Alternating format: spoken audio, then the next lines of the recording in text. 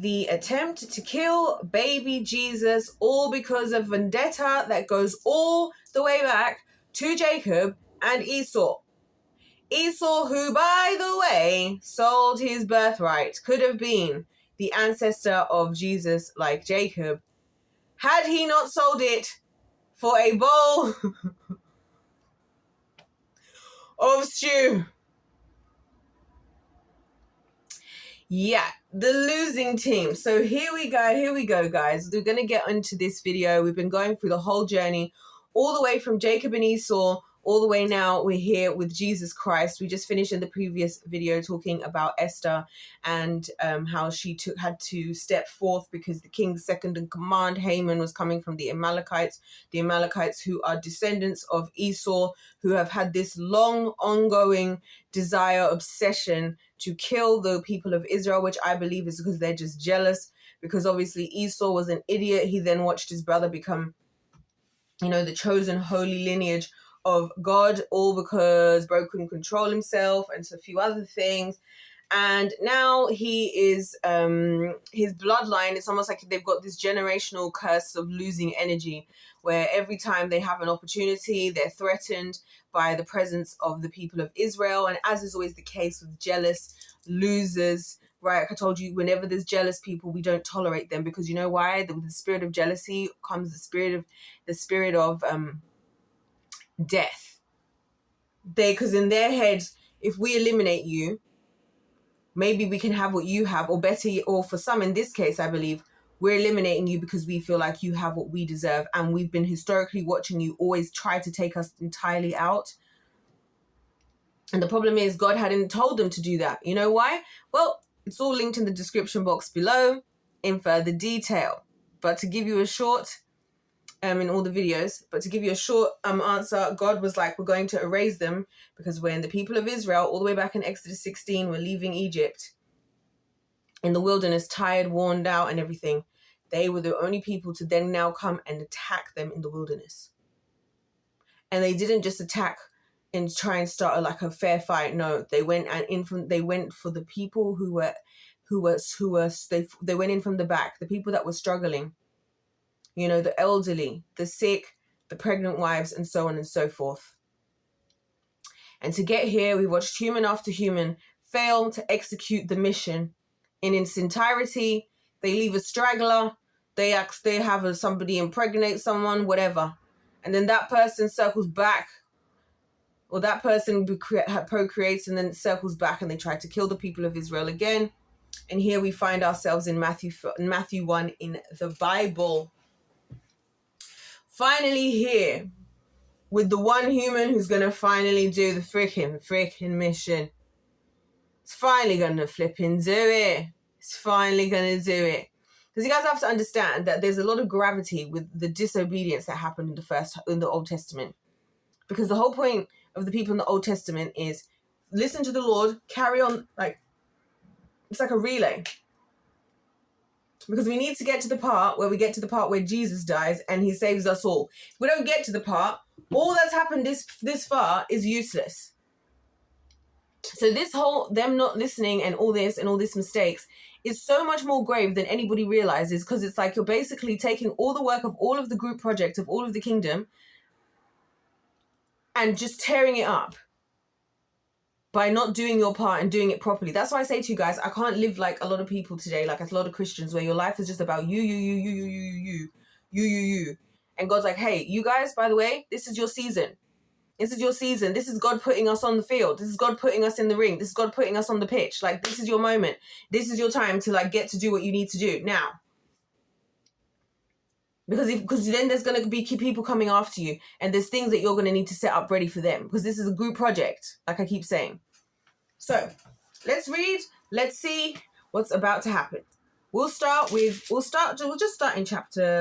the end of chapter 1, because the chapter 1 of Matthew, it starts with the whole lineage, the whole entire lineage up until, go through all the lineages basically up to Jesus. So listen to this. Verse 17, Matthew chapter 1. Thus there were 14 generations in all from Abraham to David, 14 from David to the exile to Babylon, 14 from the exile to the Messiah. This is how the birth of Jesus, the Messiah, came about. His mother Mary was pledged to be married to Joseph, but before they came together, she found to be pregnant with the Holy Spirit. Because Joseph, her husband, was faithful to the law and yet did not want to expose her to publicly disgrace her, he had in mind to divorce her quietly. And after he had considered this, and an angel of the Lord had appeared to him in a dream and said, can I just also say, I'd just like to say, and I'd just like to point out, and I'd just like to say, I have so much respect for Joseph. I don't think Joseph gets enough respect. I don't think that there are many men who would have the humility to take this kind of task on.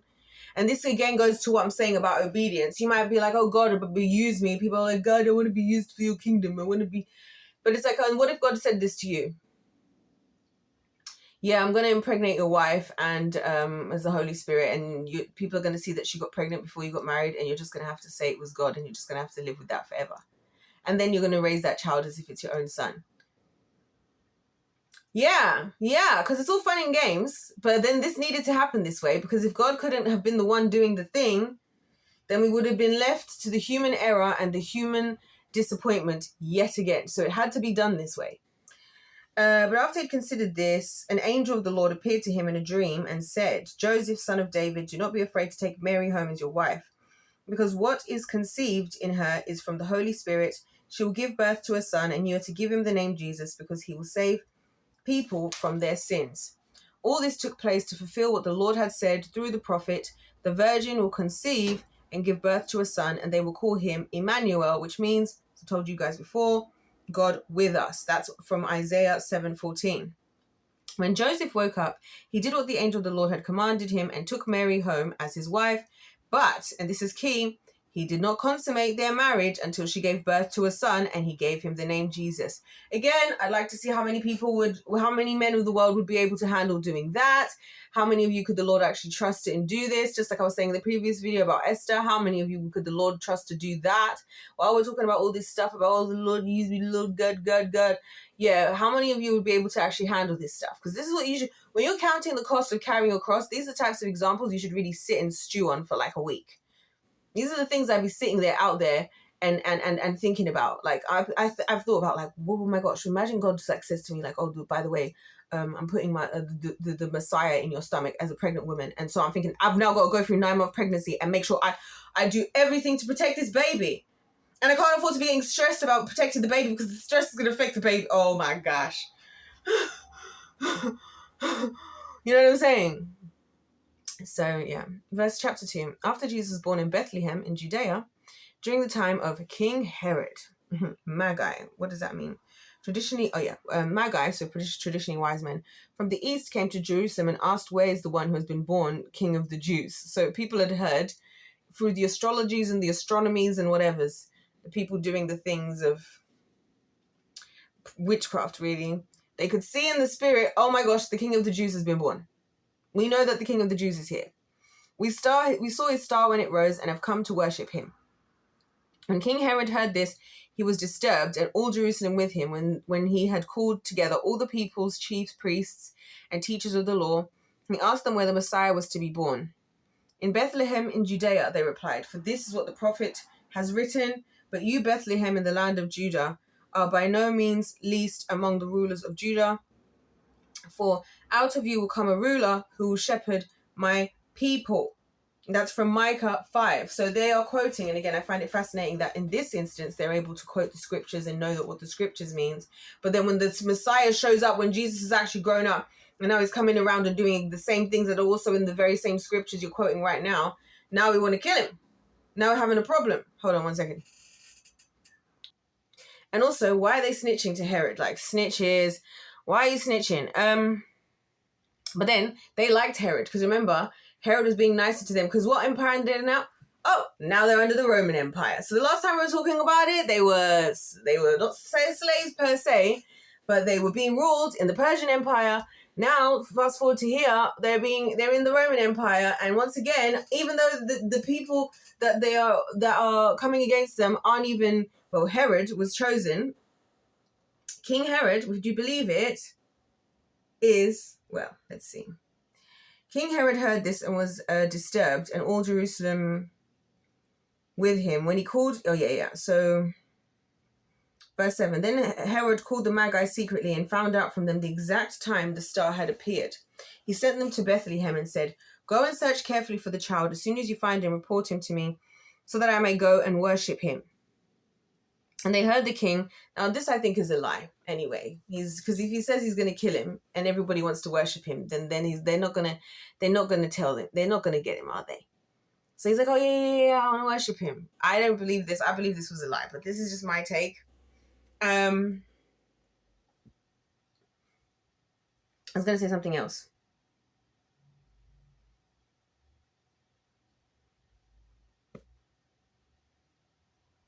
Because also, why would he do it secretly? Why not just do it in everybody's face? After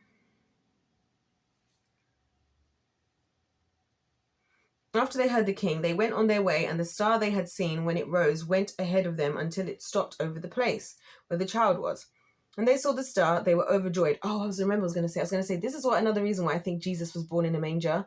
Not just for the sake of the humility aspect. I also think it was protection. Because when Jesus was born, there was only it was only him, his parents, and then they were on some farm somewhere, and very few people knew he'd actually been born. So, and I think this is why. I think because God was like, if we make a big spectacle, if we bring him in as the King of the Jews, this baby on some kind of, I don't know, carriage or something, it's going to make him a target. And that's another thing to think about, guys, about sometimes it's good to just not, you got to be careful. You want to walk around and be excited about certain things. This is why I tell you, there's a lot of things I don't be telling no one. There's a lot of secrets I have with the Lord, and I just keep it that way because you make yourself a target. You think you have people you can trust. You think your very own people are going to be there. Hold on a second. Now, let's not forget that King Herod was put to rule over Israel, but chosen by the Romans.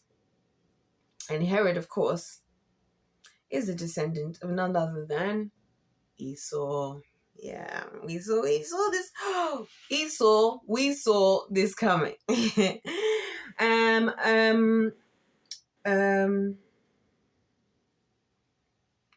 Verse 9. After they had heard the king, they went on their way, and the star they had seen. When they saw the star, they were overjoyed. This is verse 10. On coming to the house, they saw the child with his mother Mary, and they bowed down and worshipped him. And they opened their treasures and presented him with gifts of gold, frankincense, and myrrh. I could never do this. Because you see, I'll be so worried about anybody trying to take or do anything to my baby, knowing that this is the Messiah. I'd be so paranoid. I could never, ever, ever.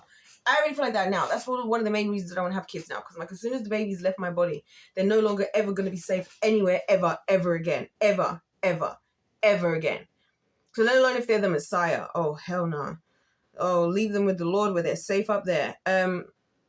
Verse 12. And having been warned in a dream not to go back to to Herod, they returned to their country by another route. So they didn't go back to Herod because they'd been warned by the Lord. It was like, what we're not about to do is that. Praise the Lord that he actually is the one out here doing the looking after. Because thank God he did that. Because if he hadn't intervened and she just said no, they might have just taken the baby. This is what I'm saying. Having a baby, it sounds scary. It sounds really scary. Verse 13. When they had gone, an angel of the Lord appeared to Joseph in a dream. Get up, he said, take the child and his mother and escape to Egypt. You see, stay there until I tell you, for Herod is going to search for the child to kill him. So he got up and took the child and his mother during the night and left for Egypt, where he stayed until the death of Herod. Wow. And so was fulfilled what the Lord had said through the prophet, out of Egypt I called my son. When Herod realized that he had been outwitted by the Magi, he was furious, and he gave orders to kill all the boys in Bethlehem and its vicinity who were 2 years old or under, in accordance with the time he had learned from the Magi. Then what was said through the prophet Jeremiah was fulfilled. A voice heard in Ramah, weeping and great mourning, Rachel weeping for her children and refusing to be comforted because they are no more. Rachel, of course, being the chosen wife of Jacob, right? And so one of 4 women Jacob had children with that created the 12 tribes of Israel. Well, they actually had 13 because one of them was Joseph, but Joseph isn't one of the 12. After Herod died, an angel of the Lord appeared in a dream to Joseph in Egypt and said, get up, take the child and his mother and go to the land of Israel, for those who are trying to take the child's life are dead. That's so deep. Like Jesus had to be like literally raised far away from, you know, his people in Egypt. Like, what were they doing? What were Mary and Joseph doing? I wonder what they were thinking. Like, what was the logistics of all of that like? Because they're just like newly married. They've been given the Messiah and they've been told to flee to Egypt when they're used to growing up around their people. They're in a foreign land. Actually, that exactly reminds me of my parents, because I always wonder, like, who allowed this to happen? Because these two, yeah, bless their hearts, were born, they got married in Zimbabwe at the Sheraton, right? It's a big, huge wedding. So they were newly married. They then newly moved to America. They were newly Christian, and then they had a baby. That's me. Accident waiting to happen. So I'm just thinking, like, the amount of times I thought about how insane that is. Oh, Mary and Joseph. It's a lot to have to do.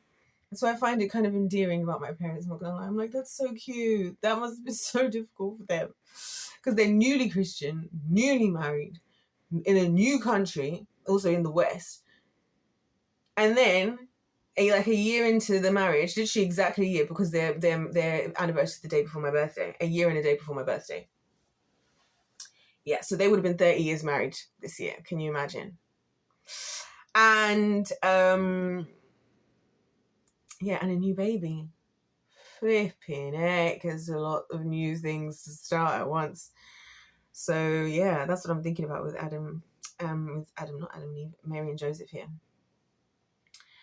20 verse 21. So he got up, took the child and his mother, and went to the land of Israel. But when he heard that Archelaus was reigning in Judea in the place of his father Herod, he was afraid to go there. Having been warned in a dream, he withdrew to the district of Galilee. So again, the seed of Esau lives on. And he went. I just realized something.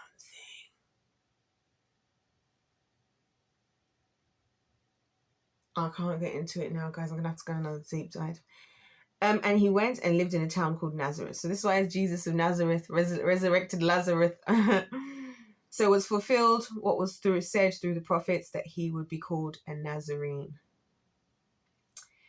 Crazy stuff.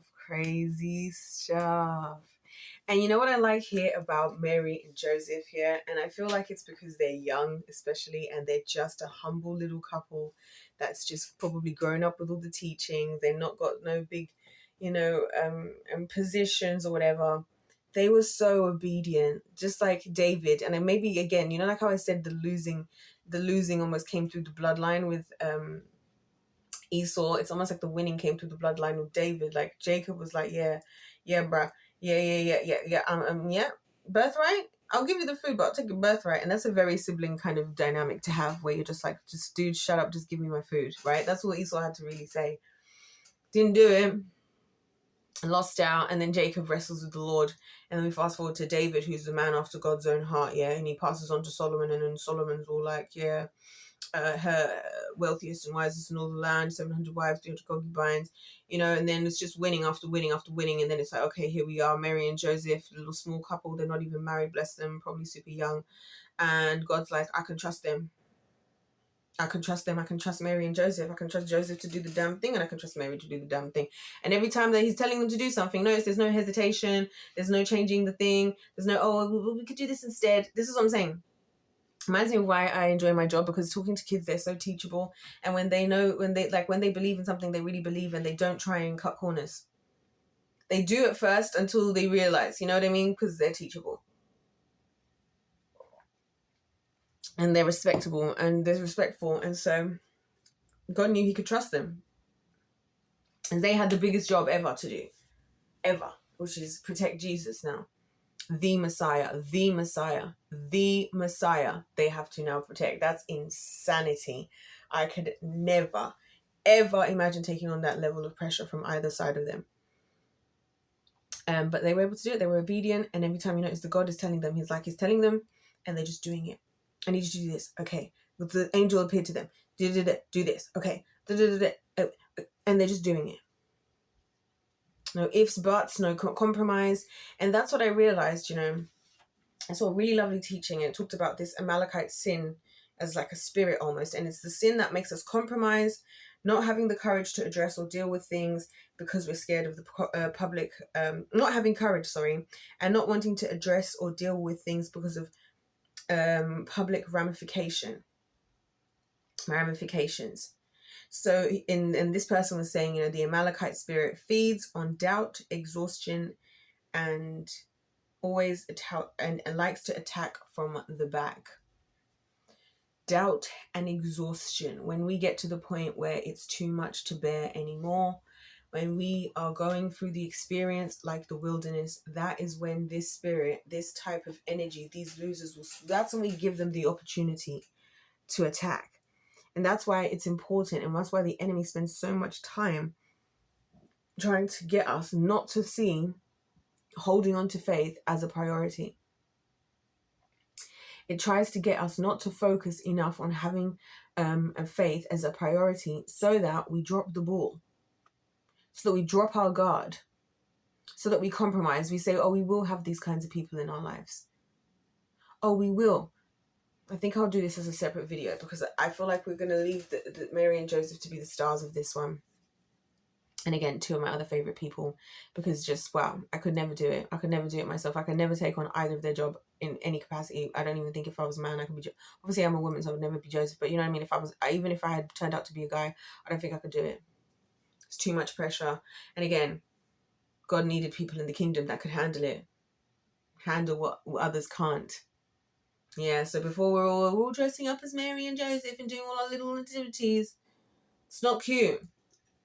It's an incredibly huge responsibility, an incredibly important time to be obedient, to have faith, not to be like, oh, we don't know if the angel is real. Was that really real? Do we have to? Maybe it's not for Joseph to be like, oh, well, you know, I feel like you just cheated though. How do I know you didn't do witchcraft? They have to trust each other. Oh, the married couples of today can last. They'd have to trust each other in every way. In every single way, they'd have to be able to trust each other. Oh, never heard of it. Never seen it, never heard of it. It's not here. It's not here on this planet. Not now. That might have been the one and only time in history. And it's probably because the presence of God was with them the whole entire time, literally inside of Mary's womb. And notice how, you know, God is the one there, like, do this, do that, do this. So yeah, I'll get more into the problem with the compromising and all of that in a separate video, I think, because yeah, it's a much bigger issue than people realize, and it's not fun and games. Like I said, you seem like when you're trying to speak up for certain things or you're doing certain things for God, a lot of people make it seem like you're making a big deal out of nothing, and it's like, no, this is a big deal. This is a big deal, because this is a big deal because we don't know the future ramifications.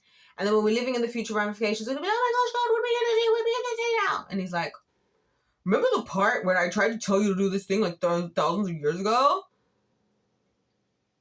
Remember the part where I told you that you from the tree of knowledge of good and evil, you should surely die? Yeah.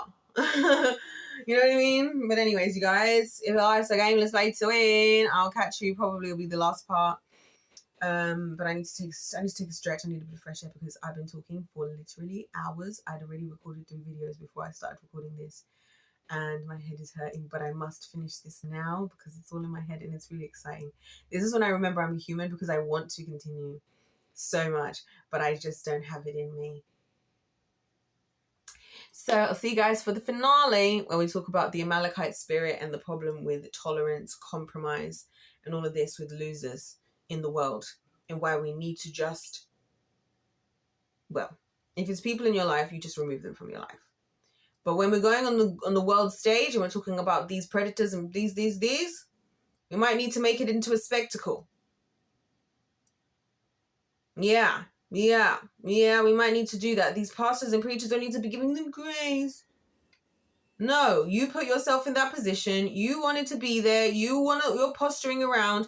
You got an Instagram bio, pastor so-and-so of church, da-da-da. You got your picture on the front, on the wall. Well, then we get to hold you accountable. Because guess what? If you really are the chosen one of the Lord, that means you probably have responsibilities and obediences and things that God needs you to execute. And if that's not what you're doing, then we don't need you here. Respectfully. If life's a game, let's play to win. God bless you all. God loves you. I love you. I'll see you in my next one.